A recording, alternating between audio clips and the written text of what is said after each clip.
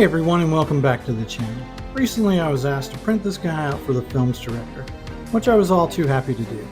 It gave me a chance to step outside my comfort zone and then try a couple of new techniques. So join me as I paint up the most tentacular model.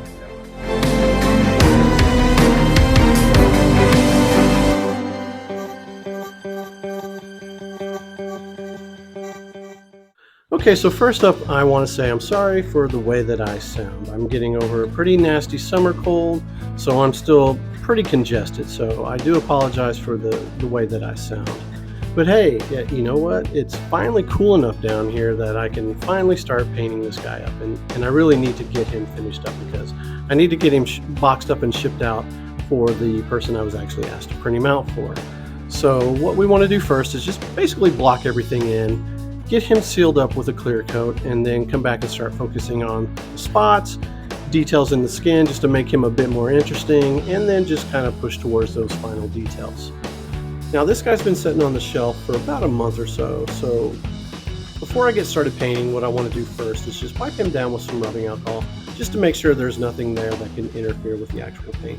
Then once he's dry, I'll come back and we'll start blocking him in. So let me go do that real quick and I'll be right back. I started with a little pre-shading first, and for that I'm just using Mecha Colors Pure Black.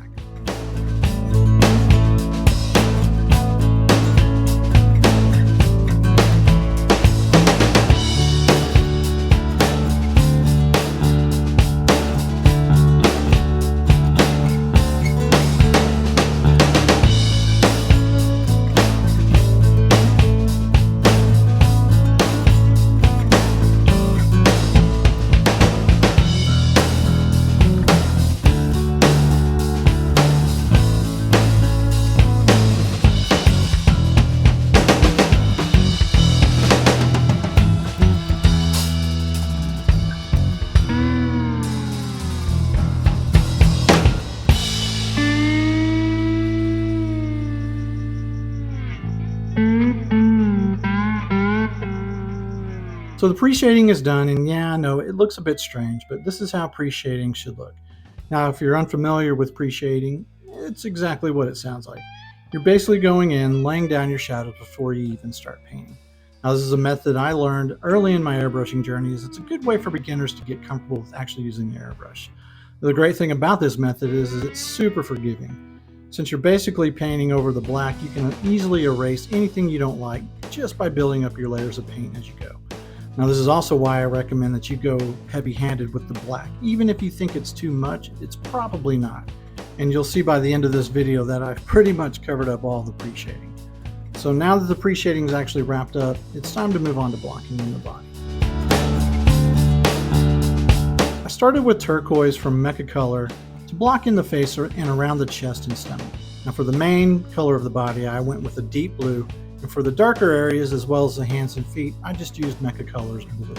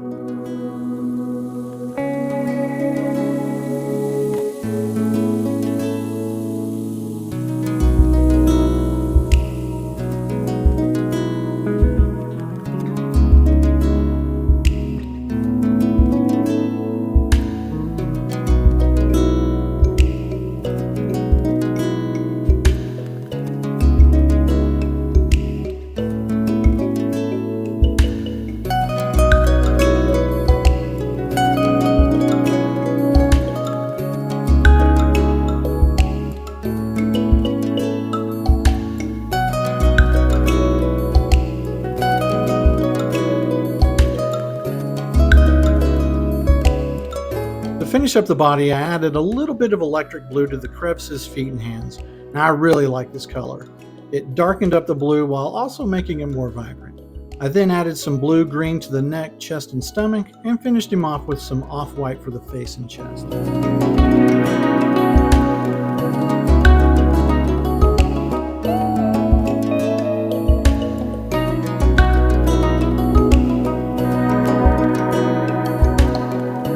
For the tail, I'm using the same blue-green that I used on the body. However, I'll end up going back later on and repainting this area with a darker color. This color, it was too bright.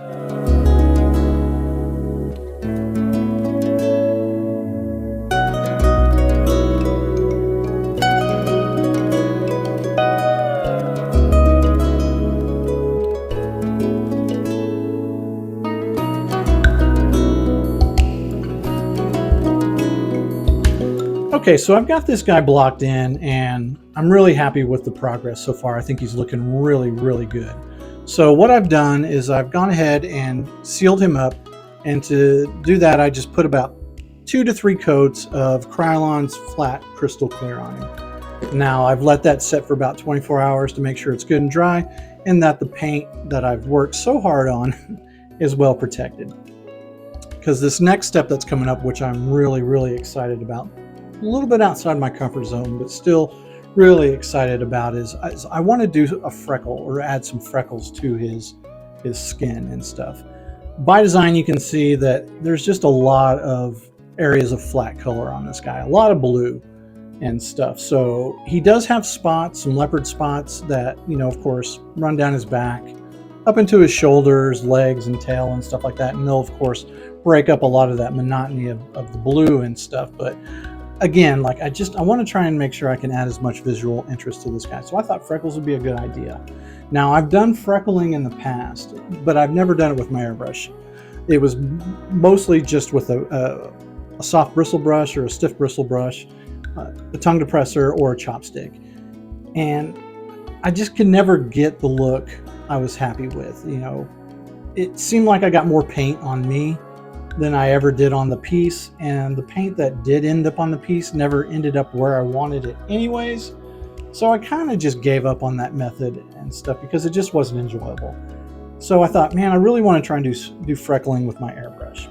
So I did some research, and I found this cool, nifty little gadget right here, which is called a micro air control valve. Now, what this does is it basically just controls the amount of air that's coming from your compressor to your airbrush. And it's controlled with just this little dial right here. You turn it to the right, it shuts it off. You turn it to the left, it opens it up. So you just kind of dial it in and find that setting that gives you the freckles and the freckle pattern that you're happy with. So for this guy, what I want to try and do is get a medium to small freckle that's not dense in its pattern and stuff. And I've noticed, at least with my airbrush, that the lower the pressure, the larger the freckle, and the fewer there are. And as you increase the airflow, the freckles get smaller and the pattern gets denser. Now, that can also be controlled by how close or how far away you are from the surface of your model. That's also why it was so important to make sure this guy was properly sealed with a good clear coat, or at least enough coats of clear. Because even with the airbrush, I'm going to have freckles that end up in areas that I don't want. And if I catch them in time, I can just simply wipe them away with my finger. But I know I'll overlook some and they'll end up drying, and then I'll have to come back and try and remove them. And that's not a big deal. I'll simply just take a little bit of isopropyl alcohol or airbrush cleaner and a cotton swab, and I'll just go into those areas and gently remove them. Now, you do need to be careful because you can actually rub through your work if you're not careful. The lacquer or the clear coat is there just to keep the top layer of paint from bonding with the layer that's underneath the clear coat. So if you do rub too hard, you can rub through it and kind of ruin your work. So just keep that in mind. Take a little bit of your cleaner or your isopropyl alcohol, dab it in the area you want to remove, let it set for a second or two. It'll soften up that paint, and then you should be able to wipe it away with a cotton swab. For these freckles, I used a Mecha Color dark blue with a touch of black added just to make it pop a bit more. I then added some off-white freckles around the white area of his chest, and then used a sand color for the freckles for the actual chest and stomach.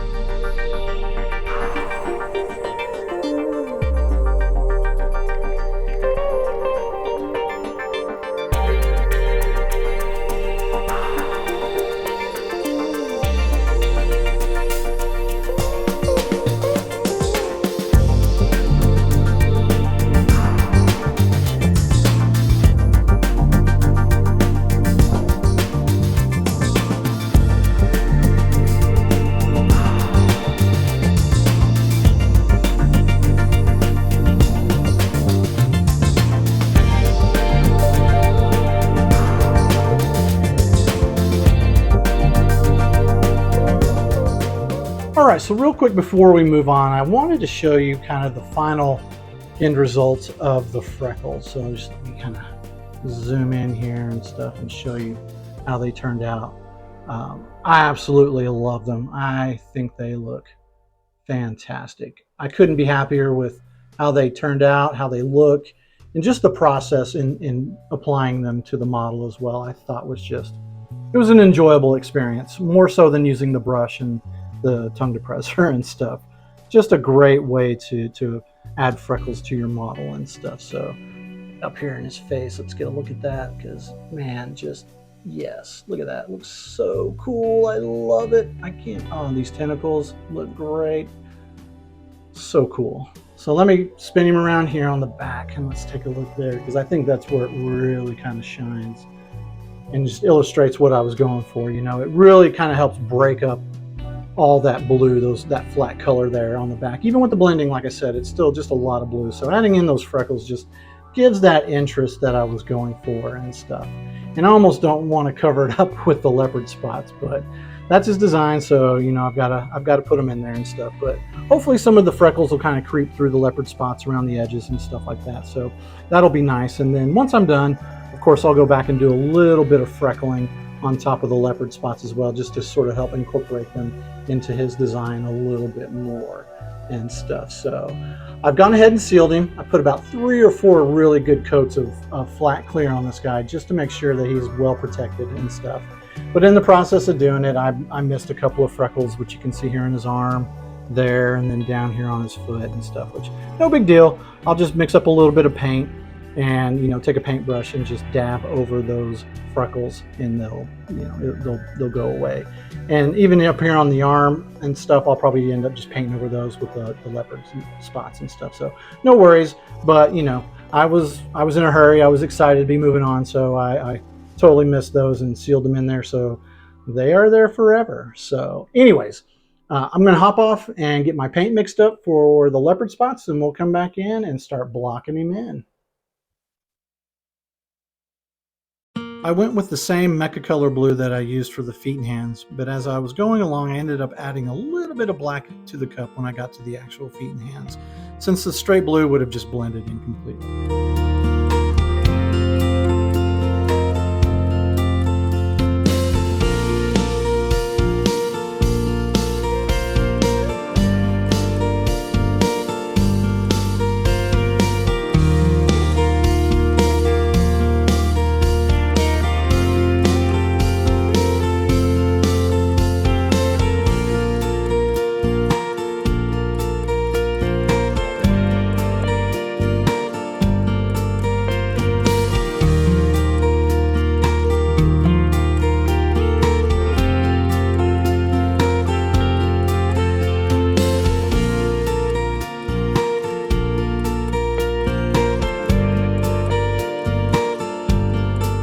Alright, so the leopard spots have been finished up, and I even went in and did a little bit of spotting around his torso or his stomach area and chest here, just to kind of bring it a little bit closer to the artwork and stuff. But just to give you an idea, this is what the back looks like here with the leopard spots as I go around, you know, into the arms and legs and stuff like that.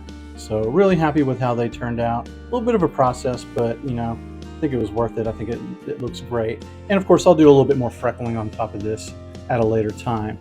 So what I want to do now is kind of turn my attention to some of the smaller details. So what I want to do is come in and start blocking in the fins on his body, start focusing on the suckers and the underneath of the tentacles, and then do a little bit of work on his face, get him sealed up, and then I'll focus on the back fin, and he should be pretty close to being done at that point. Maybe just a little bit of touch up here and there and stuff, but loving where he's going, loving the way he's looking.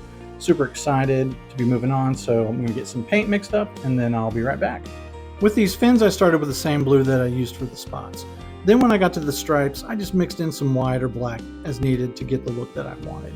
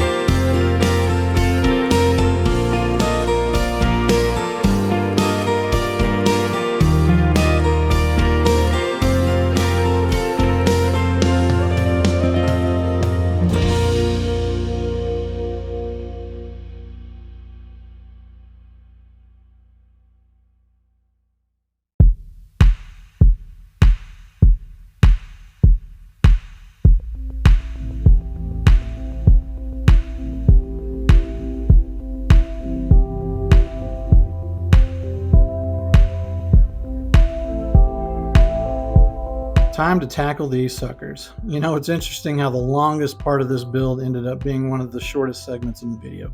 The reason being is I had to paint them twice to get the proper coverage. So painting 300 suckers multiple times adds up pretty fast.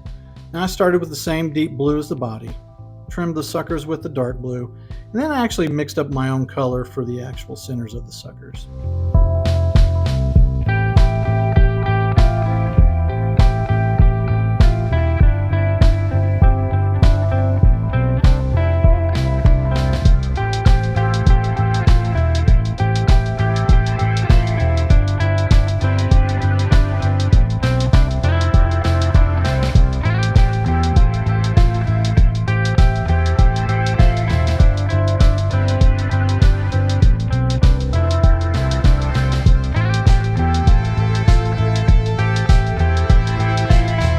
Okay, so now that we got the suckers wrapped up for now, it's time to shift our attention to the face. So what I want to do is come in and start addressing some areas that I missed.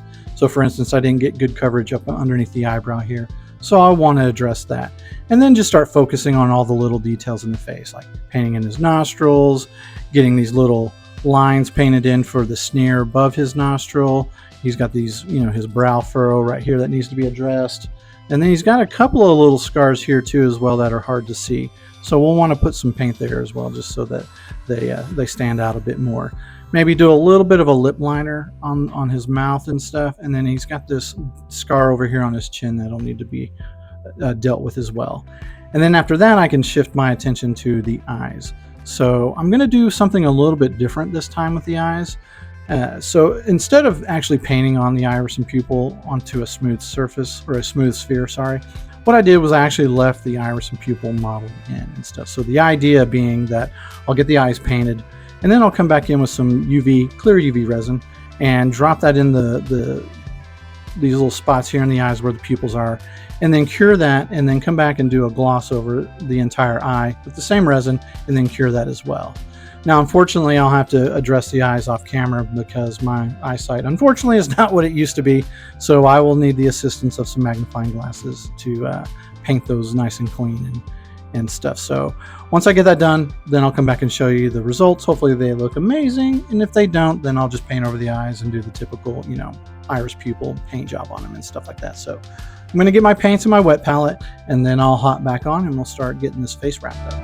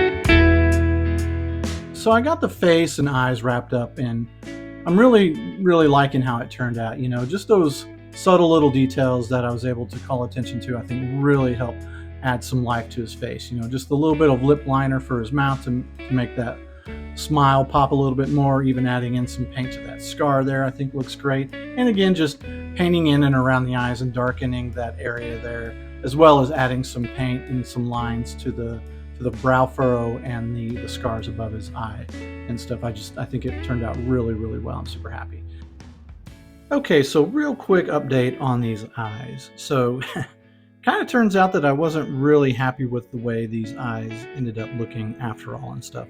I liked them when I first finished them up and stuff, but I stepped away, I came back, took a look at them and realized that the highlights just weren't working the way I wanted them to. So I tried to figure out what to do to fix them, and it ended up being actually a fairly simple solution. So what I did off camera was I basically just took the narrow side of, or the narrow edge, excuse me, of one of my sanding sticks, and I just kind of gently sanded down the front of the eyes to get a smoother curve to them. I think what happened was I was just moving too fast, and I wasn't really giving the resin enough time to kind of self-level and stuff. So as I was curing it, I was kind of building up these weird kind of like globby layers on the eye and stuff, which was causing it to have some nasty, janky highlights and stuff. So sanded it down, put a nice thin coat of resin on there, cured it, and I tell you what, that was all the difference in the world that I needed to make. They looked amazing after that and stuff. And you can see here too in this footage and stuff. Sorry I didn't record new footage, so I'm just reusing footage from the opening and stuff. But it's got that nice tight circular glint on the eyes. They look alive.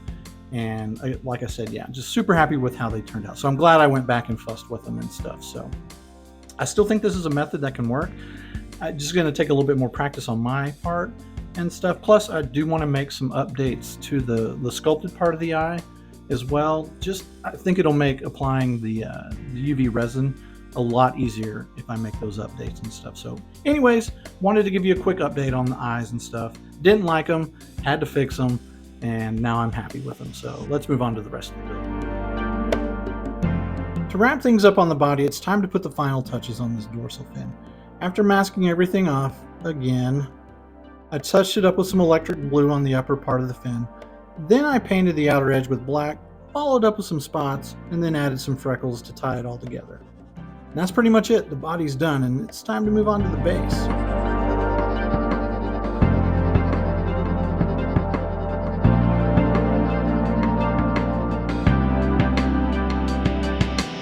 To get things started on the base, I first put down a coat of Mecha Color Orange. Then I painted the lower part of the logo with red.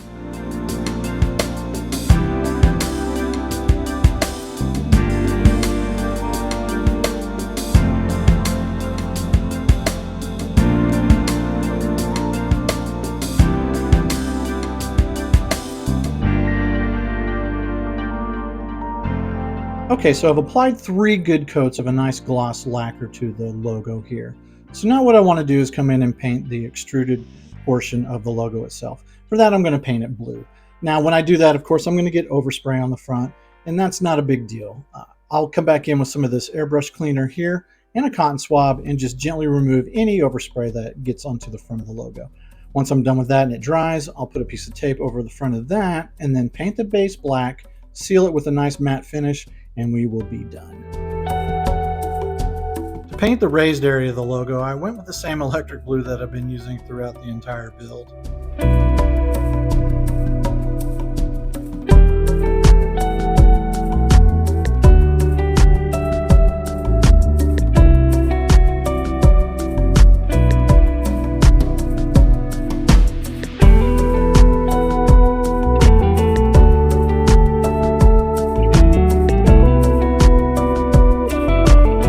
Now that the blue has had time to dry, it's time to clean off the overspray on the front with some simple airbrush cleaner. Now I do want to state that for this to work as well as it does, you really need to use a high gloss clear coat. Anything else like a satin or matte or even a flat, and it'll be more difficult to remove the paint, or you may not even be able to remove it at all. Now you can always go back and use a different finish for the final look, but for this step I always recommend a high gloss. So what you want to do is just take some of the airbrush cleaner, dab it onto the areas like I'm doing here, let it set for a second or two, and then you can start working the surface with a cotton swab to remove the paint. As you can see, it's a pretty quick process once you get the paint softened up, and it's okay if you get cleaner in other areas, though I wouldn't recommend getting it everywhere, but as long as you let it dry real good, then you'll be fine. So I'm going to finish up the logo, get the base painted black, and get it sealed, and then I'll be back for the final reveal.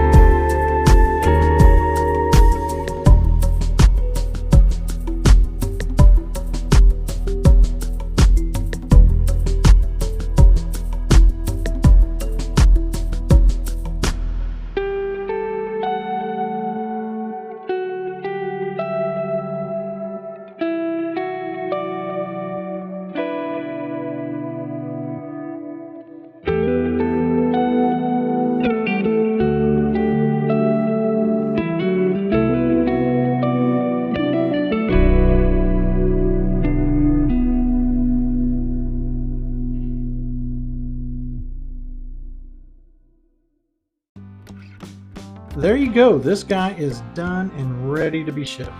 Now first, I just want to say that from a paint perspective, this guy was one of the most fun builds I've ever done. He was an absolute joy to paint, and I couldn't be happier with how he turned out. However, he was also one of the most challenging and difficult builds I've ever done, just because he was so dang big. Now, I regret nothing. You know I love me some big prints, but this guy was such a challenge to film while painting. Normally I'm painting my models in pieces and then assembling them at the end, so it makes them easier to wrangle in camera. But the fact that I couldn't do that with this guy meant I had to paint him fully assembled, which made for some really awkward camera angles. Anyhow, he's done. I'm super happy with how he turned out, and honestly I kind of want to keep him for myself, but I can't, so no worries though. I can always print one down the road for myself. In fact, I plan to. I do want to make some improvements to his eyes, as well as add some magnets to the post for his feet attached.